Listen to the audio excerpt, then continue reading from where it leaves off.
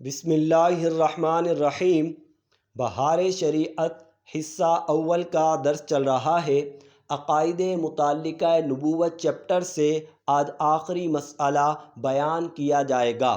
یہ مسئلہ نہایت ہی اہم ہے۔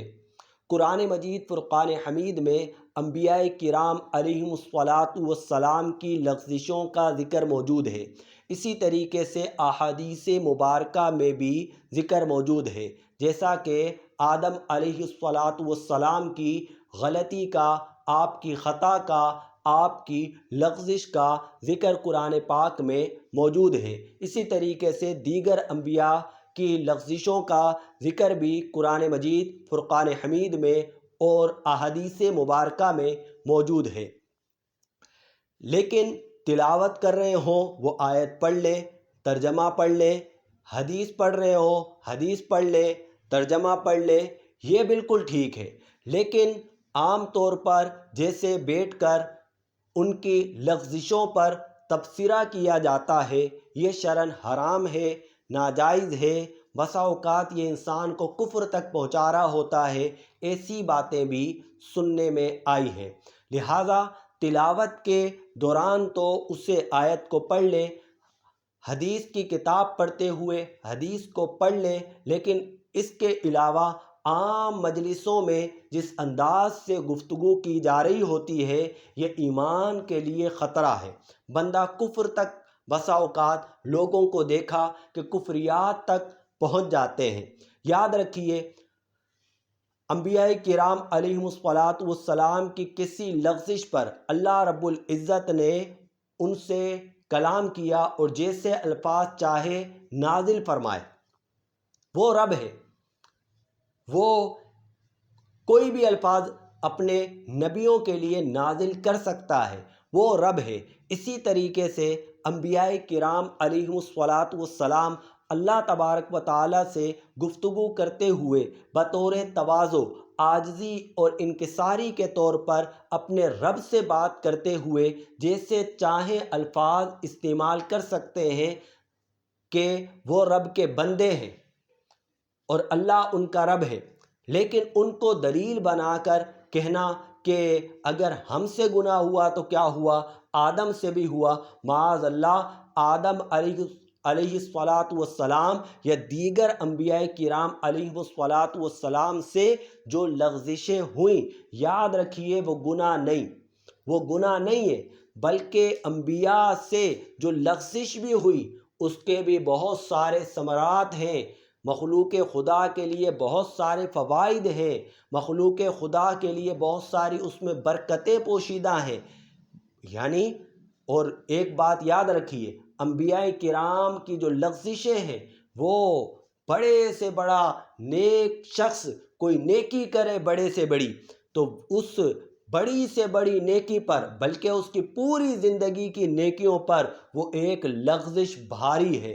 یہی عقیدہ ہے، یہی نظریہ ہے، اسی بات کو ہمیں اپنے پیش نظر رکھنا چاہیے۔ آ جائیے پڑھتے ہیں انبیاء کرام علیہم السلام سے جو لغزشیں واقع ہوئیں ان کا ذکر۔ تلاوت قرآن و روایت حدیث کے سوا حرام اور سخت حرام ہے۔ اوروں کو ان سرکاروں میں لب کشائی کی کیا مجال، مولا عز و جل ان کا مالک ہے، جس محل میں جس طرح چاہے تعبیر فرمائے، وہ اس کے پیارے بندے ہیں، اپنے رب کے لیے جس قدر چاہے تواضع فرمائے۔ دوسرا ان کلمات کو سند نہیں بنا سکتا اور خود ان کا اطلاق کرے تو مردود بارگاہ ہو۔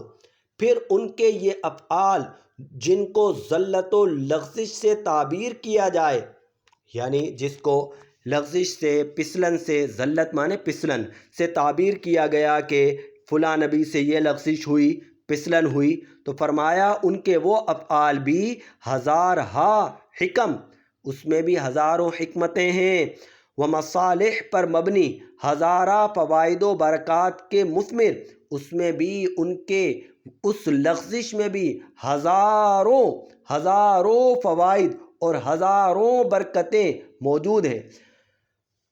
مثال دے رہے، ایک لغزش ابینا آدم علیہ السلام کو دیکھیے، یعنی ہمارے والد، ابینا ہمارے والد، لغزش ابینا، ہمارے والد حضرت آدم علیہ السلام کی ایک لغزش کو دیکھیے، اگر وہ نہ ہوتی، یعنی وہ دانہ نہ کھاتے، جنت سے نہ اترتے، دنیا آباد نہ ہوتی، نہ کتابیں اترتی، نہ رسول آتے، نہ جہاد ہوتے، لاکھوں کروڑوں مصوبات کے دروازے بند رہتے، ان سب کا فتح باب ایک لغزش آدم کا نتیجہ باری کا و ثمرۂ طیبہ ہے۔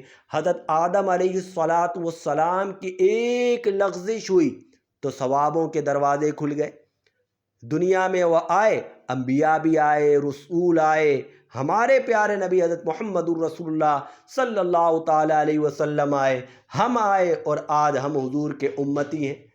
یہ سارا کیوں ہوا؟ ایک لغزش کا نتیجہ ہے، ایک لغزش کی برکت ہے، ایک لغزش کا ثمرہ ہے، اللہ اکبر، جو بظاہر ہمیں نظر آ رہا ہے۔ فرمایا بالجملہ انبیاء کرام علیہم السلام کی لغزش منو تو کس شمار میں ہے؟ صدیقین کی حسنات سے افضل و اعلیٰ ہے، یعنی انبیاء کرام کی ایک لغزش، کسی نبی کی ایک لغزش صدیقین کی حسنات سے بھاری ہے۔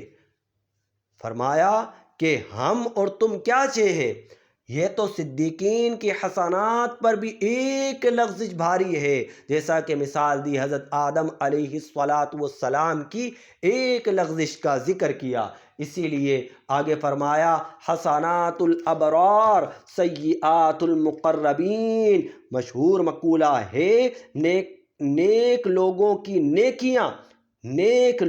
نیکیاں مقربین کا گناہ ہے، یعنی نیک لوگ جب کوئی نیکی کرتے ہیں تو سمجھتے ہیں یہ نیکی ہے، جس انداز میں انہوں نے کی وہ سمجھ رہے ہیں یہ نیکی کی ہم نے، لیکن مقرب لوگ اسی نیکی کو اگر اس انداز میں کریں تو وہ سمجھتے ہیں ہم سے گناہ ہو گیا۔ میں سمجھانے کے لیے آپ کو مثال دیتا ہوں، جیسا کہ ایک عام شخص نماز پڑھتا ہے، نماز میں خیالات آ رہے ہیں، مختلف جگہوں کی سیر کر رہا ہے، بہت سارے مستحبات چھوٹ رہے، یا سنت بھی کوئی چھوٹ رہی ہے، لیکن اس نے اپنا فرض مکمل کیا، اب رب کا شکر ادا کر رہا ہے کہ مولا میں نے نیکی کی، تیری دی ہوئی توفیق سے نیکی کی، یہ اس کی نیکی ہے۔ لیکن ایک مقرب بندہ اگر یہ نیکی اس انداز میں کرتا ہے تو رب سے توبہ کرتا ہے، مولا میں تجھ سے معافی چاہتا ہوں، میں نے ایسی نماز پڑھ لی، اس انداز میں نماز پڑھ لی، مولا مجھے معاف کر دے، مولا مجھے بخش دے، یہ تو مجھ سے گناہ ہوا۔